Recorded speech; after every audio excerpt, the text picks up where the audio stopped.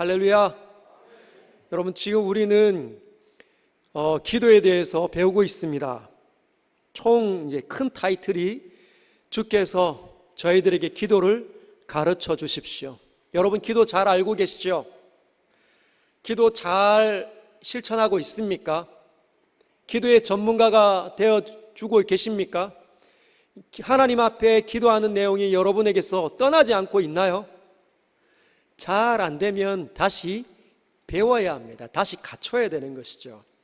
첫 번째, 다윗이 뭐라고 기도했습니까? 여호와는 나의 목자이시니.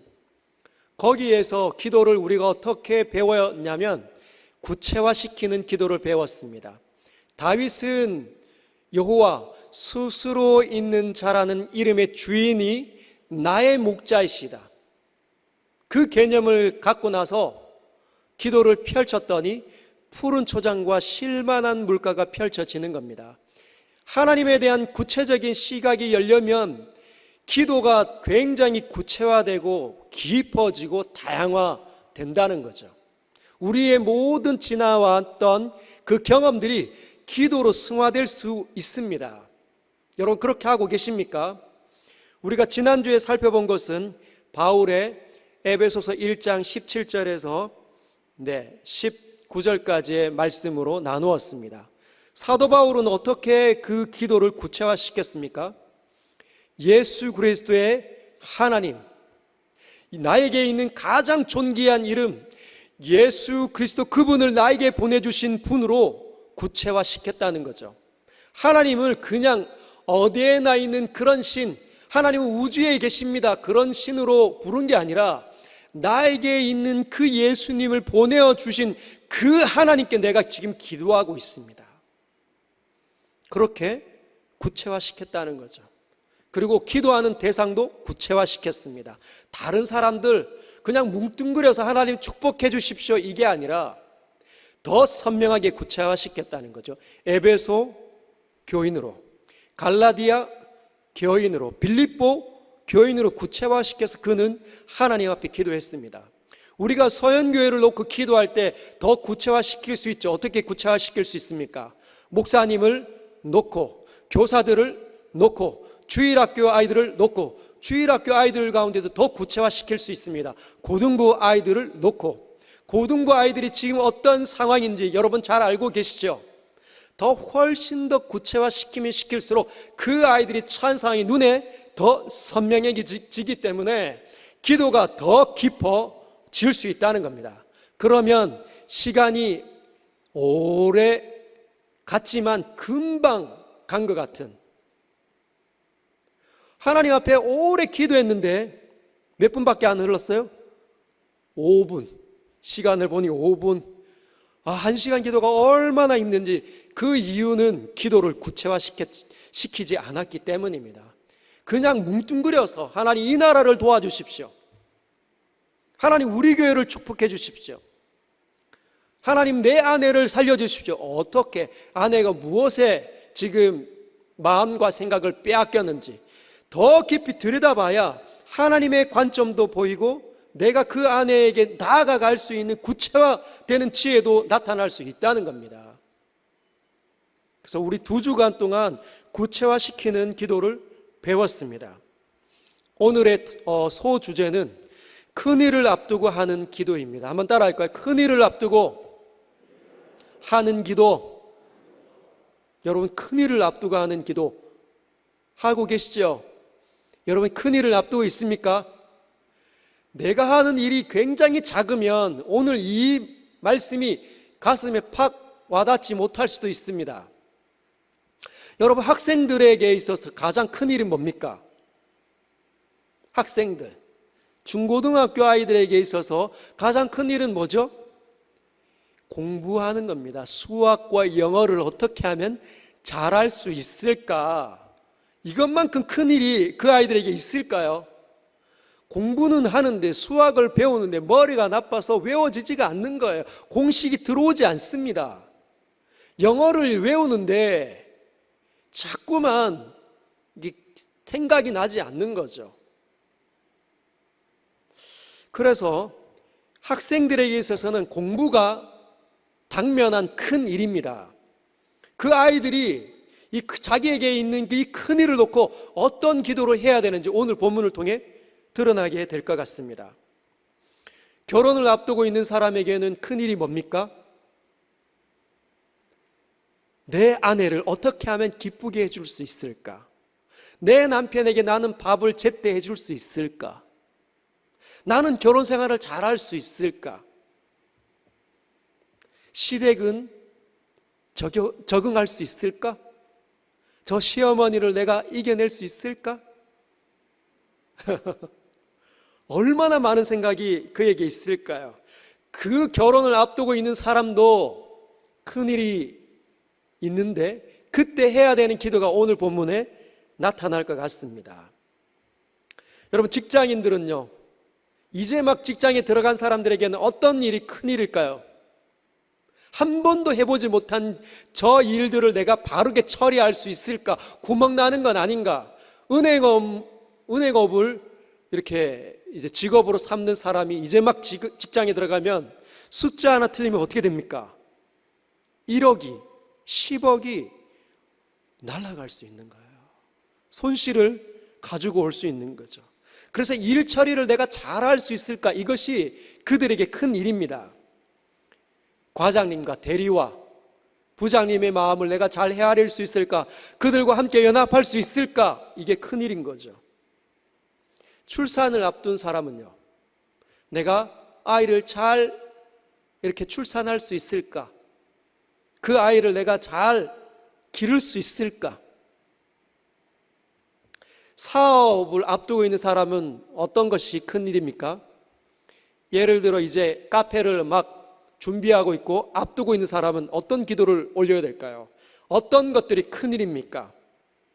커피 음료를 내가 만들 수 있을까? 라떼를 만들 수 있을까? 라떼 아트를 할 수 있을까? 나는 왜 안 될까?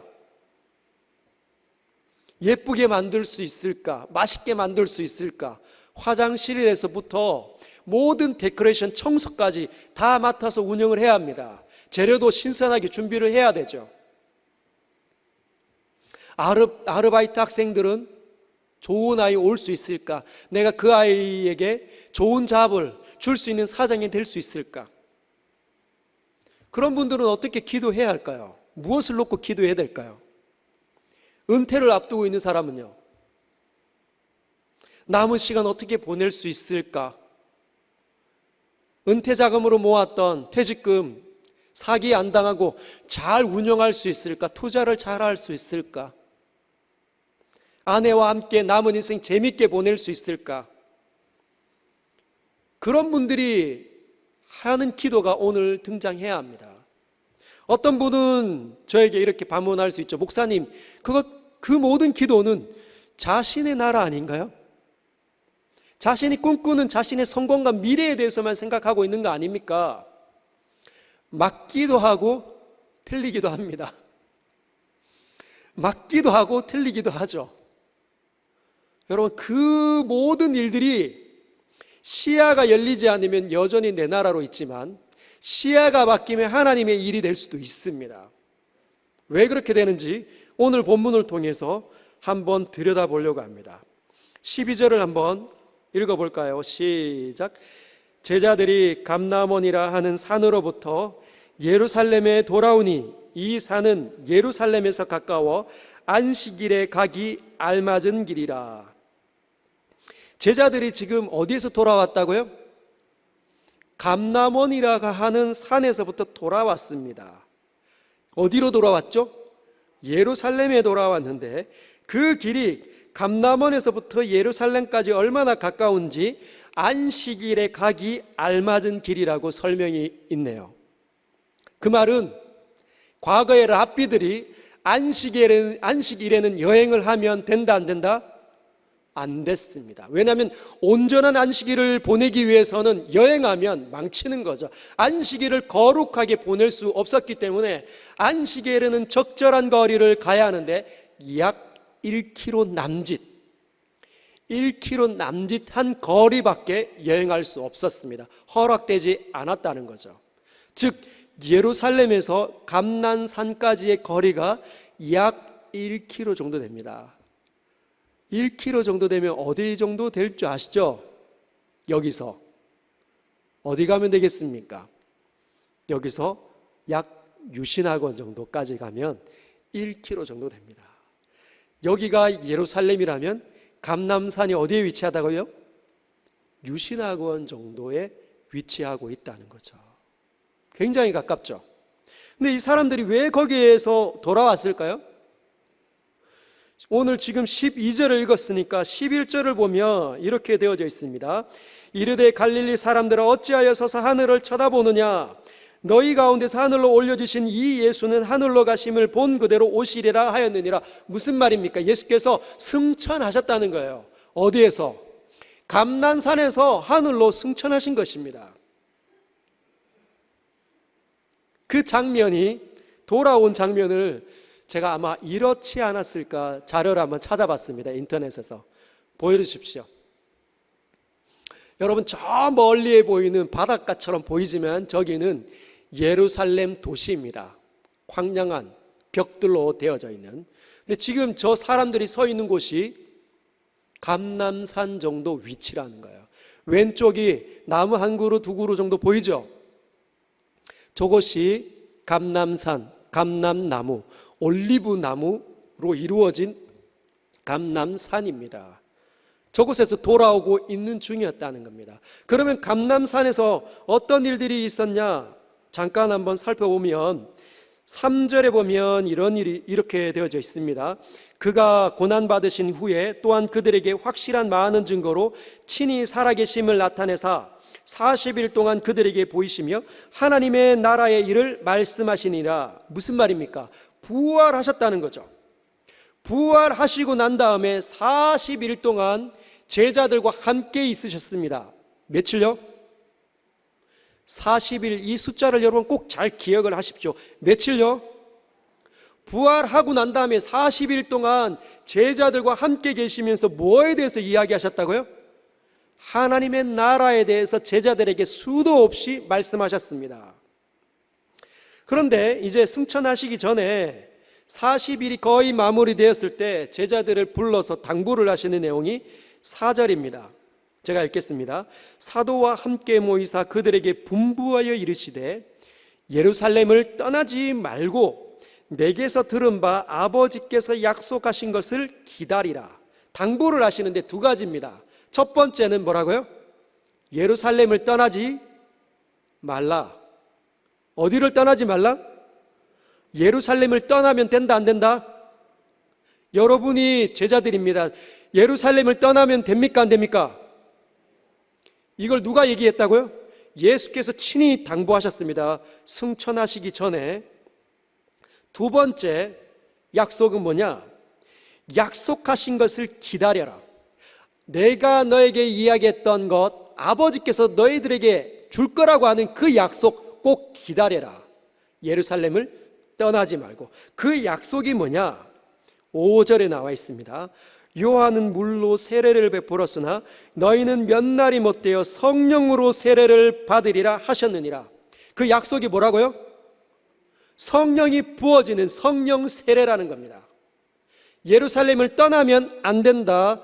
약속을 두 번째 기다려라. 그 약속은 성령 세례인데 내가 아버지께로부터 받아낸 약속이다. 요 두 가지를 당부하셨습니다. 그때 이 말을 들었을 때 제자들이 예수께 반문을 합니다. 뭐라고 이야기하냐면 6절에 그들이 모였을 때 예수께 여쭈어 이르되 주께서 이스라엘 나라를 회복하심이 이때니까 하니. 여러분 왜 이렇게 물었을까요? 예수께서 이제 곧 승천하신다는 이야기를 하지 않으셨어요. 예수께서 승천하실 것을 제자들은 알지 못합니다. 그 말은 하나님의 나라를 며칠 동안 이야기하셨다고요? 정확합니다. 40일 동안 들었기 때문에 하나님의 나라가 이제 곧 온다. 때가 찼고 하나님의 나라가 가까이 왔으니 회개하고 믿어라, 복음을 믿어라 했던 그 약속의 하나님의 나라가 이제 오는구나. 왜? 예수께서 부활하셨기 때문에. 그걸 40일 동안 들었으니까 제자들에게는 이제 하나님의 나라가 로마를 삼킬 것을 기대하고 있다는 거예요. 예수께서 성천하실 걸 알지 못합니다. 저와 여러분들은 이미 성경을 알고 있기 때문에 성천하신다는 것을 알고 있잖아요. 사도신경에도 있는 것처럼. 우리 모두는 다 알지만 제자들은 전혀 알고 있지 못합니다. 그래서 주께서 이스라엘 나라를 회복하심이 이때입니까? 이렇게 물었습니다. 근데 예수님이 뭐라고 답을 하시냐면 7절과 8절에 7절에 뭐라고 말씀하십니까? 때와 시기는 아버지께서 자기의 권한에 두셨으니 너희가 알 바가 아니요. 몰라도 된다. 무슨 말입니까? 주께서 이스라엘 나라를 회복할 때가 이때입니까? 너희들 몰라도 돼. 거기에 관심 두지 마라. 분명히 하나님의 나라에 대해서 40일 동안 말씀하셨는데 관심을 두지 마라. 너희의 알 바가 아니다라고 말씀하시면서 너희가 오직 집중해야 되는 그 사실은 8절이다라는 거죠. 8절 중요하니까 한번 같이 읽겠습니다. 시작. 오직 성령이 너희에게 임하시면 너희가 권능을 받고 예루살렘과 온 유대와 사마리아와 땅끝까지 이르러 내 증인이 되리라 하시니라. 너희의 관심은 내 증인이 되는 거다. 그렇게 말씀하시고 9절을 보니 이 말씀을 마치시고 그들이 보는데 올려져 가시니 구름이 그를 가리어 보이지 않게 하더라. 갑자기 하늘로 올라가신 거. 제자들은 이 무슨 말입니까? 무슨 일입니까? 여러분이 거기에 있다고 생각해 보십시오.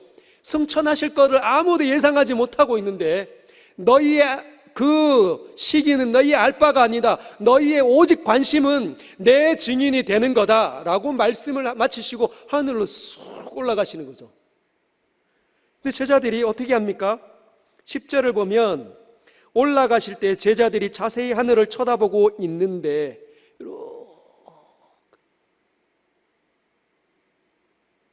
이게 무슨 일이래? 하고 이렇게 쭉 쳐다보고 있는 거죠. 그런데 주님께 집중해서 보고 있는데 옆에 천사가 나타나서 뭐라고 얘기하냐면 갈릴리 사람들아 어찌하여 서서 하늘을 쳐다보느냐? 너희 가운데서 하늘로 올려지신 이 예수는 하늘로 가심을 본 그대로 오시리라 하였느니라. 뭐하러 그렇게 쳐다보고 있니? 곧 오실 거야. 이 얘기하신 거죠. 언제 오시겠다고 했습니까? 본 그대로 오실 거다. 1000년이 지나고 나서 오실 거다 하지 않았어요. 이 멍청한 이 갈릴리 사람들은 뭘 그렇게 하늘을 뚫어지게 보고 있느냐? 주께서 너에게 명령하신 게 뭐니? 생각나면 가서 기다려라 한 거죠. 정신을 그때 바짝 들고 난 다음에 간 겁니다. 그게 오늘 12절이에요.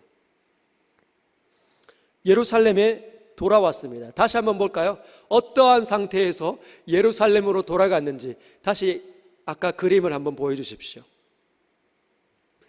위에 하나님 우편으로 예수께서 올려가시고 난 다음에 이제 제자들이 함께 예수님의 말씀을 기억하고 예루살렘 약 1km 남짓한 그 예루살렘으로 돌아가고 있습니다. 네, 됐습니다. 그리고 돌아가서 보니 어디로 돌아갔냐면 13절에 보면 들어가 그들이 유하는 다락방으로 올라갑니다. 어느 다락방이에요? 마가의 다락방에 유월절 만찬이 있었던 떡을 떼어서 찢어서 나누어 주시면서 이 떡을 받아 먹어라. 이 떡은 너희를 위해서 산산이 부서지는 나의 몸이니 포도주를 따르면서 이 잔을 받아 마셔라. 이 잔은 너희를 위해서 흘리는 나의 언약의 피니 했던 그 장소가 마가의 다락방이었다는 거죠. 그 다락방으로 제자들이 이제 3사 모여서 들어갑니다. 들어갔더니 거기에 보니 베드로, 요한, 야고보, 안드레와 빌립, 도마와 바돌로메, 마테와 및 알페오의 아들 야고보, 셀료딘, 시몬, 야고보의 아들 유다가 다 거기 있어. 거기 다 예수의 제자들이 있는 겁니다. 근데 또 누가 있냐? 여자들과. 여러분, 여자들이 많았습니까? 남자들이 많았을까요? 여자들이 훨씬 많았다고 제가 말씀드렸죠. 훨씬 더 많은 여성분들이 거기 있습니다. 또 누가 있었냐? 예수의 어머니 마리아가 거기 있는 거예요. 그리고 예수의 아들들도, 아우들도, 동생들도 거기에 있습니다. 동생의 첫 번째가 누구예요? 야고보입니다. 야고보. 나중에 야고보서를 쓴 장로, 기둥 같은 사람, 예루살렘 교회의 기둥같이 쓰임을 받았던 사람 야고보도 거기에 있었습니다. 근데 이 사람들이 모여가지고 뭘 했냐? 오로지 기도에 힘썼다라고 오늘 읽었던 본문이 끝을 맺습니다. 15절에 보면 모인 사람의 숫자가 몇 명요? 약 120명 가까이. 마가의 다락방이 얼마나 넓었는지 모르겠지만 막 꼭꼭 끼어가지고 무릎 꿇고 붙어서 아마 기도했겠죠. 그 원의 안에 있고 그 바깥으로 모여서 꽉 채워서 아마 하나님께 기도했을 것 같습니다. 마음을 같이하여 오로지 기도에 힘쓰더라. 한번 따라할까요? 마음을 같이하여. 오늘 밤에 우리가 해야 될 일이 뭐라고요? 마음을 같이하여. 그 다음에 따라하겠습니다. 오로지 기도에 힘쓰더라. 오로지 기도에 힘쓰더라. 뭐에 힘쓰라고요? 기도에 힘쓰는 오늘 밤 되기를 원합니다. 여러분, 며칠 동안 기도했을까요? 여러분, 부활하시고 난 다음에 며칠 동안 주님이 계셨다고요? 네, 잘 기억하고 계십니다. 40일 동안 함께 하시고 난 다음에 승천하셨습니다. 그런데 약속이 언제 이루어졌습니까? 성령이 언제 이루어졌습니까? 그날이 2장 1절에 보면 오순절날이 이름에 그들이 다 같이 한 곳에 모여서 뭐 했겠습니까? 마음을 같이하여 오로지 기도에 힘쓰더라. 다시 그거 한 거예요. 오순절에도 똑같이 했는데 그날의 부음을 받았다는 거죠. 약속하셨던 성령이 세례로 부어졌다는 겁니다. 여러분, 세례를 어떻게 받았죠? 그동안의 제자들이 세례를 어떻게 받았습니까? 어디에서 받았습니까? 오늘날은 약식 세례입니다. 약식 세례. 우리가 하고 있는 이 장로교의 이 전통은 약식 세례입니다. 그렇다고 해서 침례를 거부하는 건 아니겠죠. 우리가 지금 형편이 없어서 강가에 가서 하지 못할 뿐이지 그걸 약식 세례라고 합니다. 초대교회 때는 어떻게 했을까요? 예수님 당시에는 요단강에 가서, 물이 흐르는 시냇가에 가서 코를 이렇게 꽉 잡고 뒤로 머리를 받쳐서 쑥 들어갔다가 나오는 것이 세례였습니다. 그래서 침례라고 하죠. 물속에 꽉 잠겼다가 일어나는 거. 그럼 그 의미가 뭡니까? 죽었다가 살아나는 거예요. 내가 죽은 가운데 있다가 다시 살아났다. 하나님 앞에 다시 물로 깨끗해졌다. 그 의미가 세례입니다. 근데 성령 세례라는 말은 어떤 말이에요?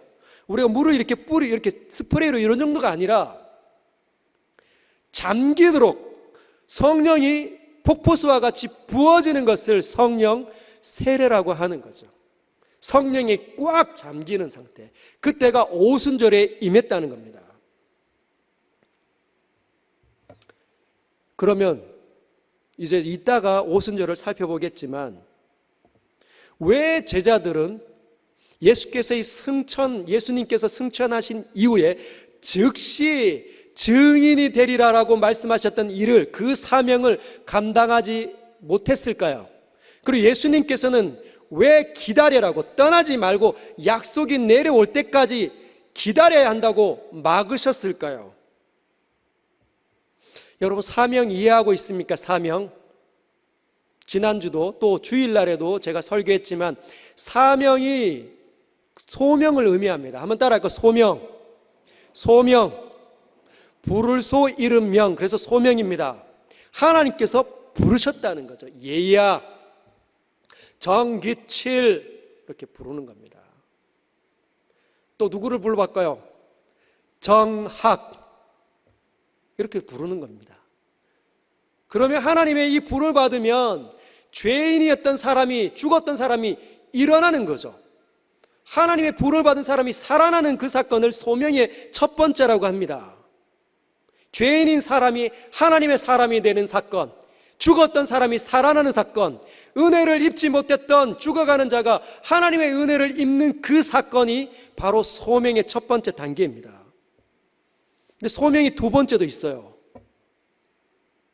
어떤 소명입니까? 사명으로서의 소명입니다. 각각의 사람들을 하나님께서 일들을 맡기려고 다시 부르시는 거예요. 어떤 사람을 부를까요? 하나님을 만난 사람을 부릅니다. 하나님께서는 참 독특하신데, 하나님께서는 진짜 하나님을 위해서 탁월하게 지식을 갖추고 놀라운 사람들만 다 부름을 받는 게 아니라, 하나님을 만나기만 하면 그 사람이 지식이 짧든지 지식이 없든지 가난하든지 부하든지 상관없이 하나님 만나기만 하면 부르신다는 거예요. 하나님께서는 약한 자들을 사용해서 강한 자들을 이렇게 굴복시키시는 이 독특한 취미를 가지신 분이십니다. 여러분, 제가 한번 생각해 보십시오. 제가 얼마나 말랐습니까? 인물도 얼마나 없습니까? 요즘 머리도 많이 빠지고 있는데, 그죠? 하나님께서 저와 같은 사람을 부르신다는 거죠. 여러분은 어떻습니까? 나는 진짜 나약해, 연약해. 나는 나이가 많아. 나는 아무것도 할 수가 없어. 나같이 변덕스러운 사람이, 하나님 그런 사람 쓰신다는 거죠.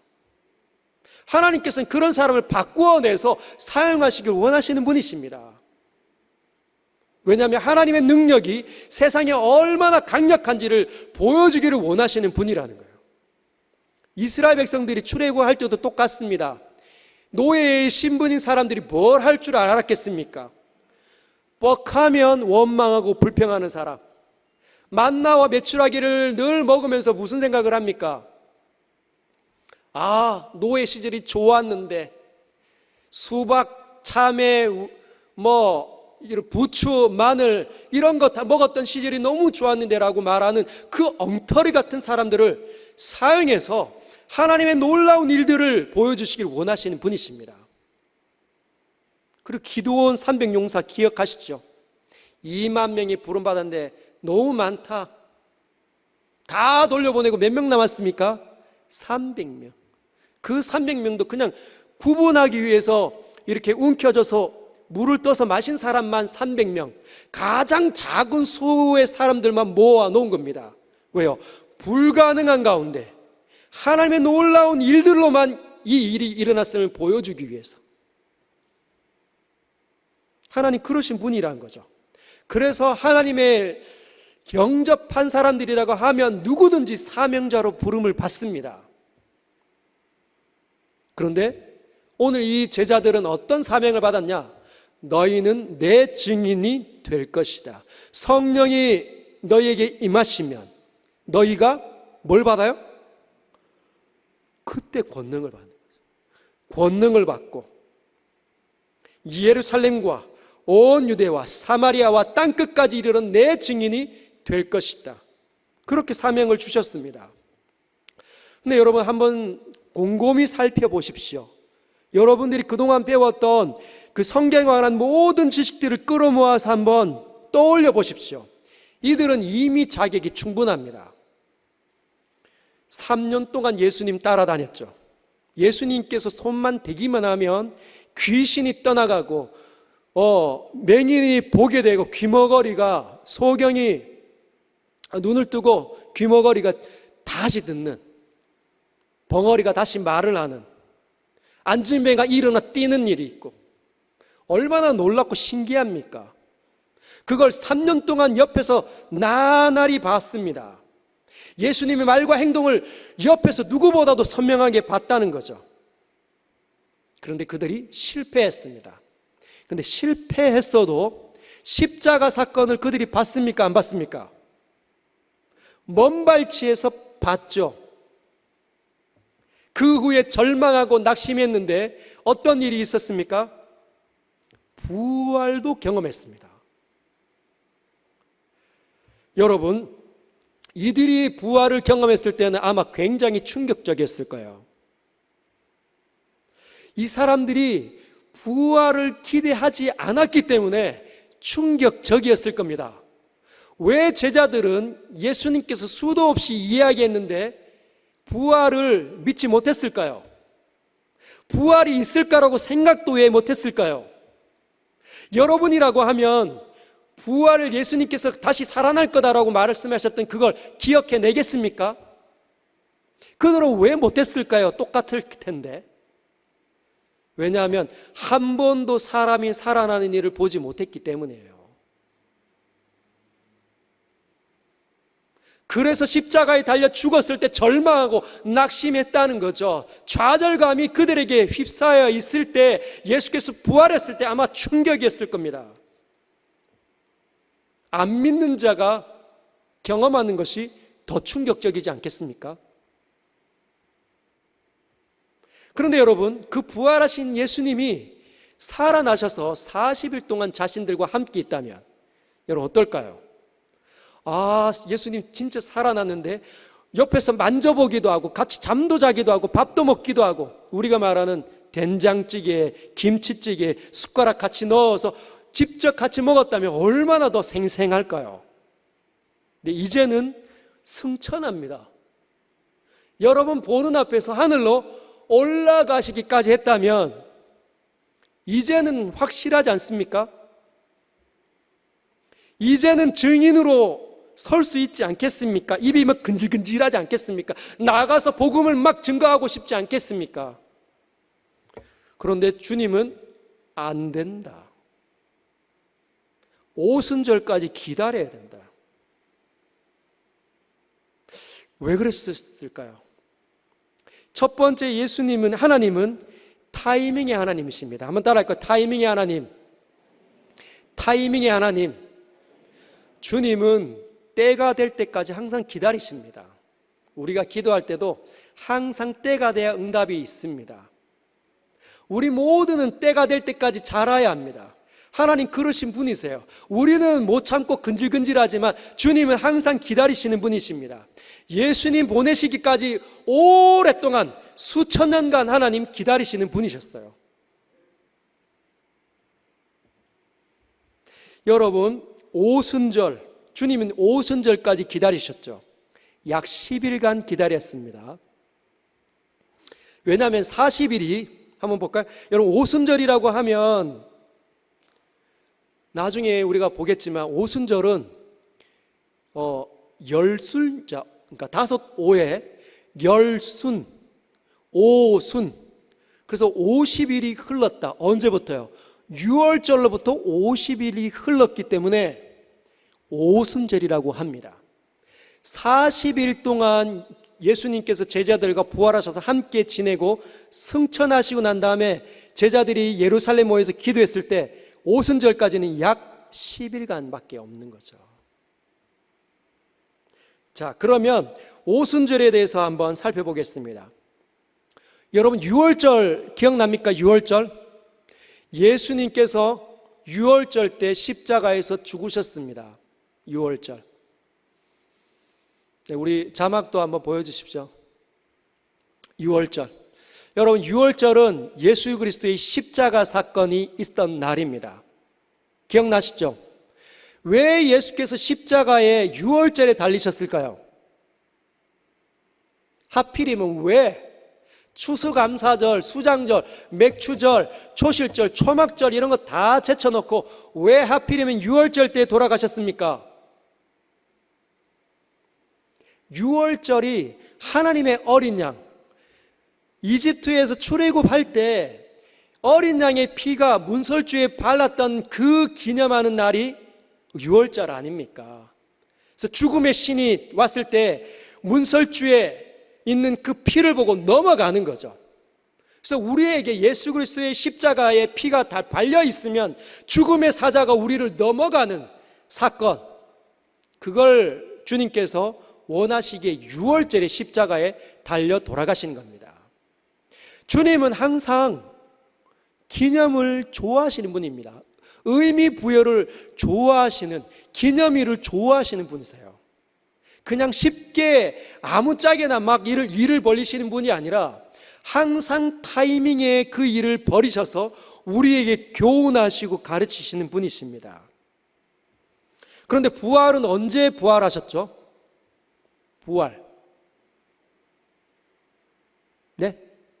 여러분, 6월절 타이밍이 보면 안식일에 죽으셨습니다. 6월절인데, 절기로서는 6월절인데 일주일 동안에 보면 안식일이에요. 안식일에 십자가에서 달려 죽으셨습니다. 근데 부활은요, 안식 후 첫날 제3일째 되는 날에 부활하셨죠. 이게 부활절입니다. 그런데 여러분, 안식 후 첫날에 이스라엘 절기로는 어떤 절기냐면 저 때가 초실절이에요. 한번 따라하겠습니다. 초실절은 이 보리가 이제 싹이 나서 열매를 막 이렇게 익을 때 고개를 첫 번째 이렇게 숙이는 그 중에 열매를 막 맺어서 연걸어가는 그 보리 이 열매들 가운데 낫을 맨 처음 낸다고 해서 초실절이라고 합니다. 열매를 처음 거뒀다. 그날이 바로 부활절입니다. 왜 그럴까요? 예수께서 사망의 권세를 딱 깨뜨리고 생명으로 부활하셨죠. 예수님을 영접해서 예수님과 함께 연합하면 우리 모두도 그와 함께 일어섭니다. 부활하게 되어져 있어요. 그래서 예수님을 가리켜 부활의 첫 열매다. 그래서 부활절이 초실절날, 안식 후 첫날이 바로 6월절에 있는 안식 후 첫날이 초실절이었는데 그때 부활절이 있는 이유가 거기에 있습니다. 이해하시겠어요? 그럼 오순절은요, 그 안식 후 첫날 초실절로부터 약 49일, 77이 49. 그래서 오순절은 50일이다라고도 이야기하지만 77절이다라고 이야기하는 거예요. 한번 따라해요. 77절. 77이 49. 7주가 7번 지나갔다는 겁니다. 7일이 7번 지나갔다는 거죠. 7주가 지났다는 겁니다. 그래서 저 날은 어떤 날이냐? 맥추절입니다. 우리가 얼마 전에 지켰던 맥추절이 저 절기입니다. 맥추절은 어떻게 하는 거예요? 보리가 이제 막 다 연그렀기 때문에 한꺼번에 보리를 추수를 하는 거죠. 이때 성령이 물 붓듯이 부어졌다는 겁니다. 온 나라의 맥추 열매를 한꺼번에 거둘 때 그때 성령이 부어졌다는 것은 하나님께서 이때 우리에게 성령을 물 붓듯이 잠길 정도로 세례로 부어주겠다라고 약속한 날이라는 의미입니다. 근데 왜 하필이면 오순절까지 기다려야 했을까? 성령이 오지 않으면 안 된다는 거죠. 성령이 오지 않으면 저와 여러분들에게 있는 사명은 감당할 수 있다 없다? 있다 없다? 없습니다. 여러분들은 어떤 큰일을 지금 앞두고 있습니까? 성령이 여러분 안에 있습니까? 성령이 계시지 않으면 여러분들은 절대로 여러분이 하고 있는 큰일을 감당할 수 없습니다. 꼭 기억하십시오. 왜 그럴까요? 제가 설명하겠습니다. 여러분, 지금 제가 누구입니까? 정기칠 목사지만 저는 지금 아담입니다. 누구라고요? 아담입니다. 이 아담이 타락해버렸어요. 이 아담이 타락해서 죄가 이 안에 들어왔습니다. 그래서 저를 통하여서, 이 아담을 통하여서 태어나는 모든 사람들은 다 죄인이 되었어요. 그런데 예수께서 6월절 어린 양으로 오셔서 죽으셨기 때문에 내 모든 죄악이 다시 사함을 받았습니다. 그래서 예수님을 믿는 모든 사람들은 그 안에 있는 모든 죄악들이 다 청산되었기 때문에 아담과 같이, 아담이 타락하기 이전의 상태와 같은 그 거룩한 상태로 존귀한 깨끗한 상태가 되었습니다. 그런데 주님은 뭐라고 말씀하시냐면 그 정도로 안 된다라고 얘기합니다. 십자가의 사건으로만 안 된다. 십자가의 사건으로 죄가 사함을 받을 수 있지만 하나님의 일들을 감당할 수는 없다라는 것이죠. 뭐가 더 필요한가? 뭐가 더 필요합니까? 성령이 오셔야 된다는 거죠. 아담에게 있지 않았던, 여러분, 우리가 죄악이 십자가의 사건으로만 우리가 죄가 청산이 된 그 상태로만 있으면 우린 아담처럼 여전히 언제든지 변질될 수 있는 존재들입니다. 마치 아담이 실패했는 것처럼. 아담에게 없었던 성령이 우리 안에 계시면 놀라운 일들이 있는데 아담이 감당하지 못했던 일들을 비로소 감당케 되는 일이 시작된다는 거예요. 이 성령이 누구입니까? 이 성령이 바로 하나님의 영이라는 거죠.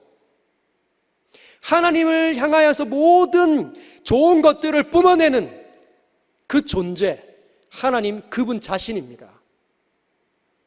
여러분, 하나님께서 누구를 가장 기뻐하실까요?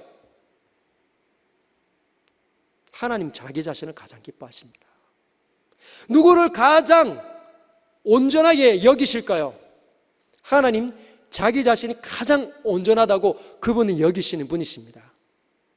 우리에게 하나님 성령이 들어오셔서 하나님을 향한 생각들을 뿜어내실 때 비로소 우리에게 뭐가 열리냐? 하나님에 대한 생각이 열리기 시작합니다. 우리에게 성령이 들어오셔서 하나님에 대한 생각을 열어주셨기 때문에 하나님을 깨달아지는 거지, 그냥 십자가의 효력으로만 하나님이 깨달아지는 게 아닙니다.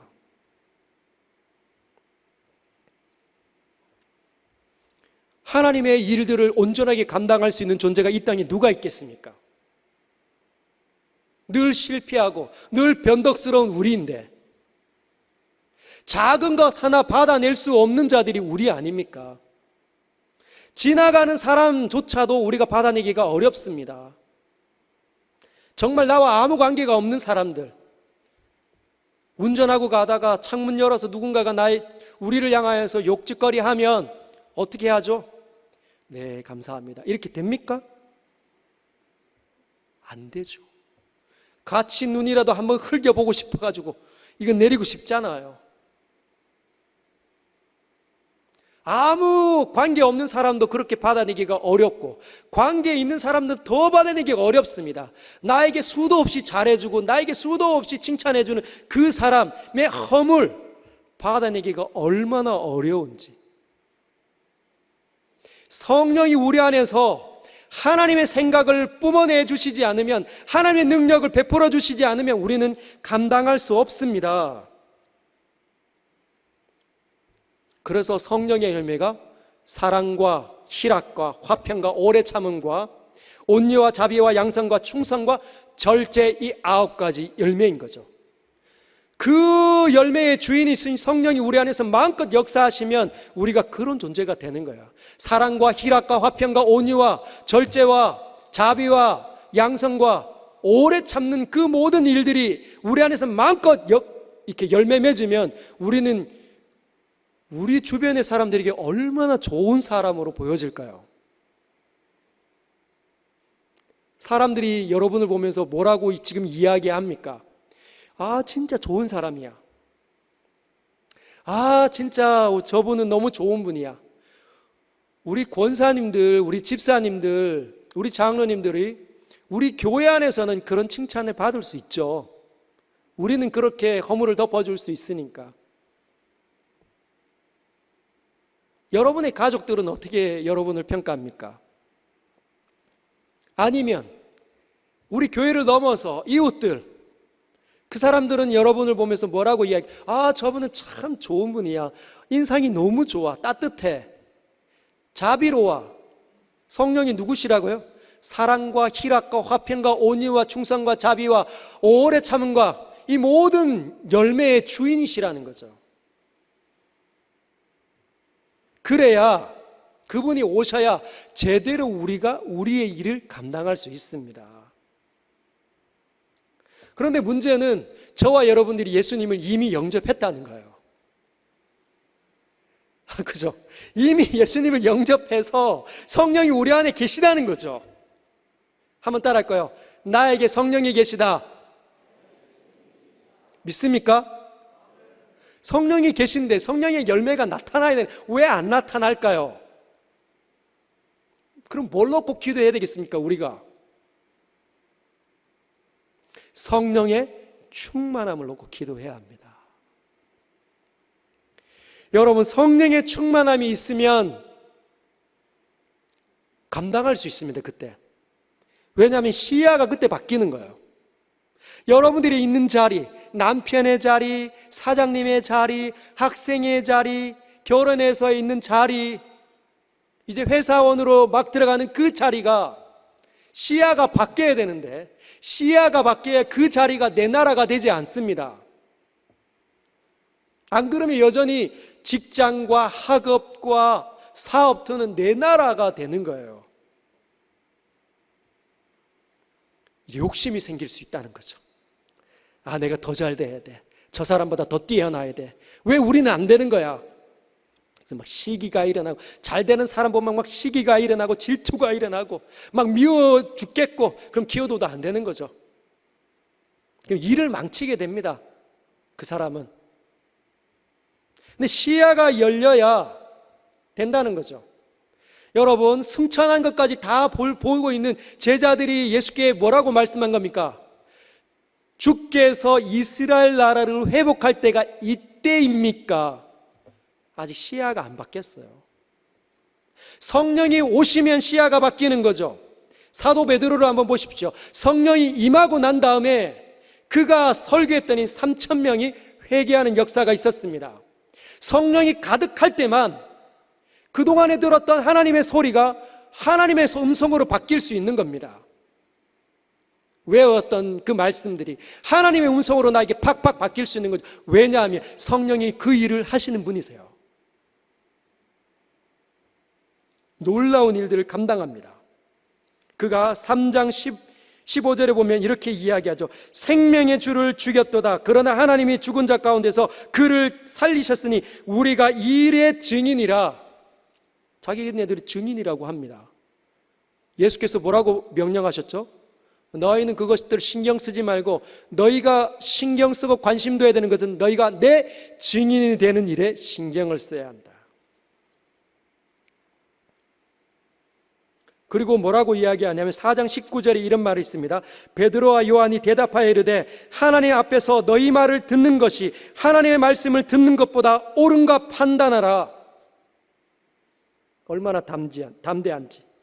그리고 4장 31절에는 빌기를 다음에 모인 곳이 진동하더니 무리가 다 성령이 충만하여 담대히 하나님의 말씀을 전하니라.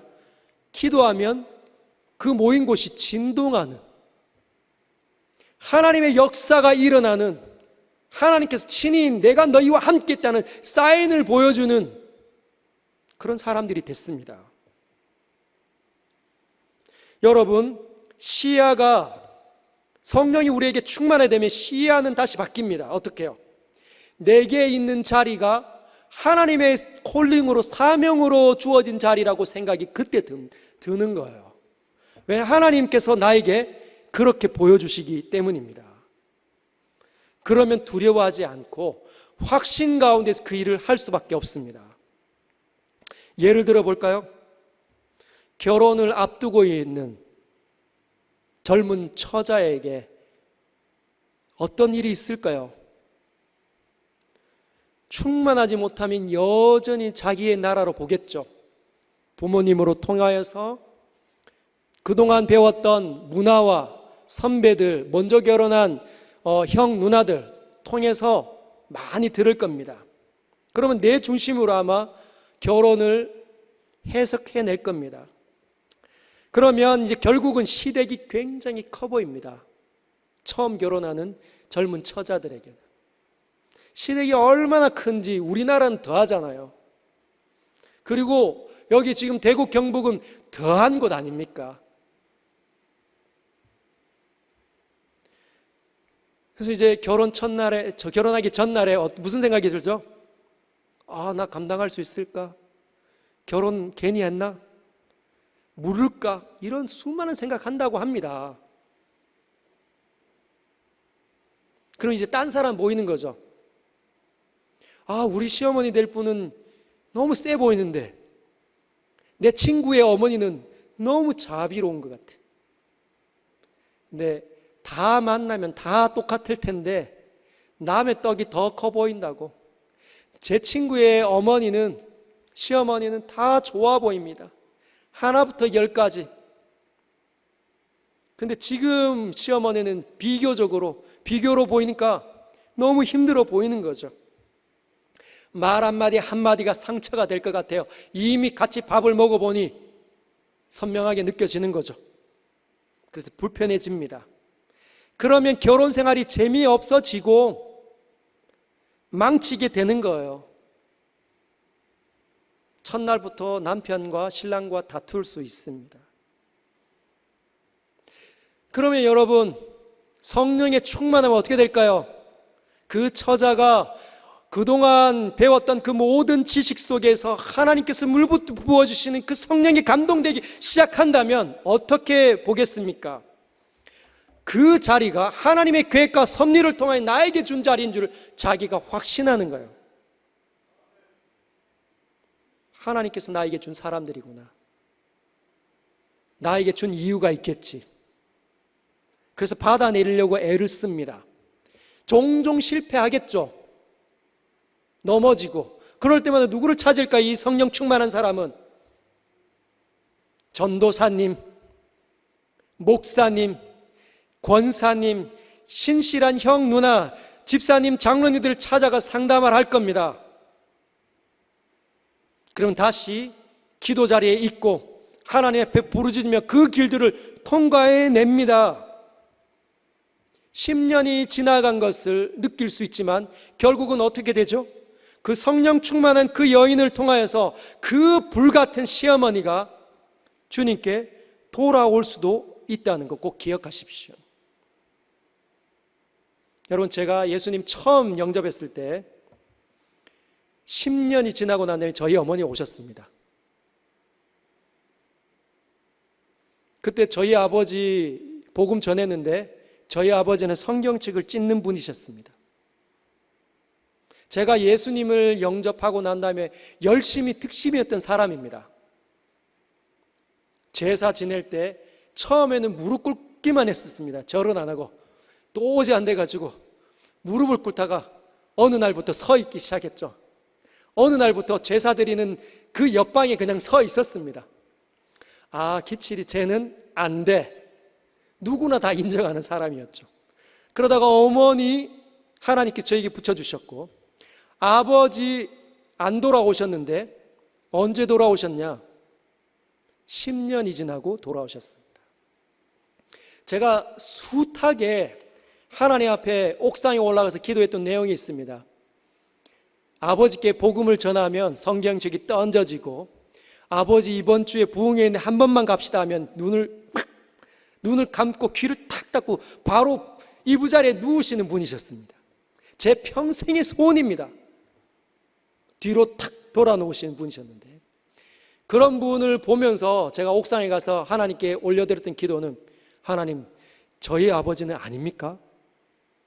하나님의 작정과 예정 가운데 없는 분입니까? 그러나 여전히 눈물과 기도로 기도했을 때 하나님 다시 그의 영혼도 불쌍히 여기셔서 돌아오게 해주셨다는 것이죠. 성령이 충만하면 그 길을 통과할 수 있고 결국은 사람들이 끌려와 있는 것을 우리는 보게 됩니다. 여기에 그런 권사님들 수두룩하시죠. 본인 혼자 예수님 믿었는데 자기 집안에 있는 모든 사람들을 전도해서 영접하게 시켰던 분들이 여기에 아주 많이 있습니다. 하나님의 능력이 아니면 안 된다는 거죠. 직장인을 앞두고 있는 분은 어떻습니까? 직장에 막 들어가면 억울한 일 투성입니다. 내가 했는데 과장이 자기가 했대요. 억울하죠. 그리고 쉽지 않습니다. 현기증이 막 날 것 같습니다. 그래서 막 미쳐버릴 것 같아요. 사표를 막 던져버리고 싶은데 그건 시야가 바뀌지 않으면 내 나라니까 그렇게 할 수 있는 겁니다. 근데 시야가 바뀌면 나에게 준 자리인 줄 알고 묵묵히 받아내기 시작합니다.